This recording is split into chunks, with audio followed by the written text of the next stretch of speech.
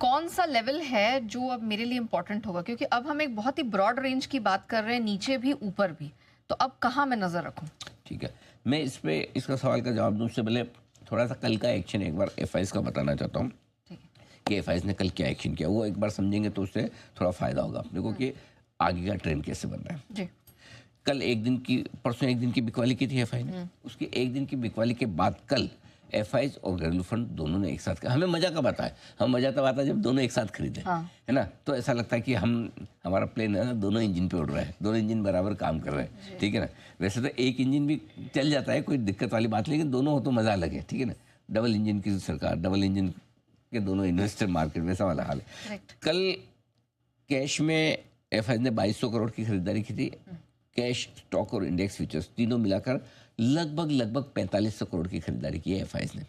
घरेलू फंड की तरफ से करीबन 684 करोड़ यानी कि 700 करोड़ के आसपास का आंकड़ा है। अब ये खरीदारी ऐसे देखा जाए तो क्वालिटी के लिहाज से तो ठीक है, कैश में भी लिया है, इंडेक्स फ्यूचर्स भी लिया है, स्टॉक फ्यूचर्स भी लिया है, क्लियर है। लेकिन क्वांटिटी के हिसाब से इतनी बड़ी नहीं कि आप 25,000 के पार निकल के भी टिक जाए, लेकिन इतनी काफ़ी है कि आप निचले स्तर पर सपोर्ट ले लें। तो ये नंबर जो है ना कल का, ये न तो मार्केट को बहुत नीचे टूटने दे रहा है, न ऊपर भागने दे रहा है, करेक्ट।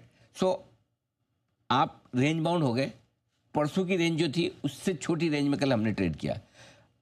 जहाँ तक ट्रेंड का सवाल है, मार्केट का नहीं, एफआईज का, घरेलू फंड का, उस ट्रेंड में कोई बदलाव नहीं हुआ।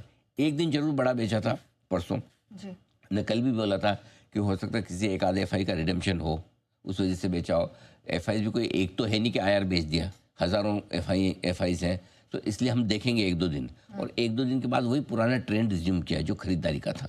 तो अच्छा हुआ कल पैनिक नहीं किया।